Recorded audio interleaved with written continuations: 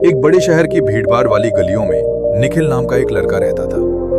बाहर से देखने पर उसकी जिंदगी बिल्कुल सामान्य लगती थी। एक ठीक ठाक नौकरी, कुछ दोस्त, एक छोटा सा कमरा और रोजमर्रा की वही भागदौड़। लेकिन अंदर से वो धीरे धीरे टूट रहा था। हर दिन उसका एक ही रूटीन था, सुबह देर से उठना, भागते भागते ऑफिस पहुंचना, दिन भर काम को टालना, फिर बॉस की डांट सुनना और शाम को घर आकर मोबाइल में खो जाना। रात को सोते समय वो खुद से कहता, कल से सब बदल दूंगा, कल से नई शुरुआत करूंगा। लेकिन वो कल कभी नहीं आता था। समय बीतता गया। एक दिन ऑफिस में उसके बॉस ने उसे बुलाया और सख्त आवाज में कहा, निखिल, तुम्हें 3 महीने से मौका दे रहा हूं। अगर तुमने अपने काम करने का तरीका नहीं बदला तो तुम्हें यहां से जाना पड़ेगा। यह सुनकर निखिल के पैरों तले जमीन खिसक गई। उसने मन ही मन सोचा, अब तो सच में बदलना पड़ेगा। उस दिन वो जल्दी घर आया। उसने एक डायरी निकाली और उसमें बड़े बड़े अक्षरों में लिखा, नई जिंदगी आज से। उसने टाइम टेबल बनाया, लक्ष्य लिखे, मोटिवेशनल वीडियो देखे और बहुत जोश में भर गया। लेकिन अगली सुबह अलार्म बजा। उसने बंद कर दिया। आज थोड़ा आराम कर लेता हूं, कल से पक्का शुरू करूंगा। और फिर वही सिलसिला दोबारा शुरू हो गया। कुछ हफ्तों बाद वही हुआ जिसका डर था। उसे नौकरी से निकाल दिया गया। उस दिन पहली बार उसे अपनी असलियत का सामना करना पड़ा। वो घंटों अपने कमरे में बैठा रहा, मोबाइल भी नहीं उठाया। उसके दिमाग में सिर्फ एक ही बात घूम रही थी, मैं ऐसा क्यों हूं? मैं हर बार क्यों हार जाता हूं अपने ही सामने? अगले दिन वो बिना किसी उद्देश्य के शहर में घूम रहा था। चलते चलते वो एक पुराने पार्क में पहुंच गया। वहां एक बुजुर्ग आदमी बेंच पर बैठकर कुछ खेल रहा था अपने आप से। निखिल उसके पास बैठ गया और चुपचाप देखने लगा। कुछ देर बाद बुजुर्ग ने पूछा, खेलोगे? निखिल ने कहा, मुझे ये खेल नहीं आती। बुजुर्ग मुस्कुराया, जिंदगी भी तो एक खेल ही है, वो आती है क्या? निखिल थोड़ा चौंका। उसने सोचा, ये बात सही है।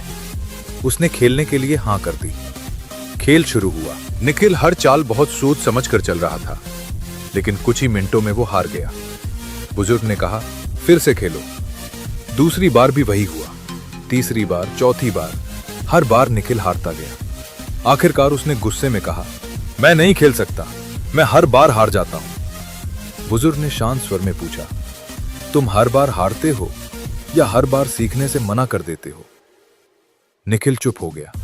बुजुर्ग आगे बोले, तुम चाल चलने से पहले बहुत सोचते हो, लेकिन चाल चलने के बाद कुछ नहीं सीखते। जिंदगी में भी यही कर रहे हो, प्लान बहुत बनाते हो लेकिन एक्शन नहीं लेते। निखिल को ऐसा लगा जैसे किसी ने उसकी सच्चाई सामने रख दी हो।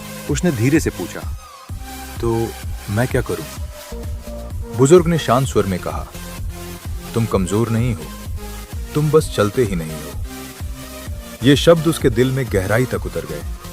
उस दिन वो पहली बार बिना बहाने बनाए सोचने लगा।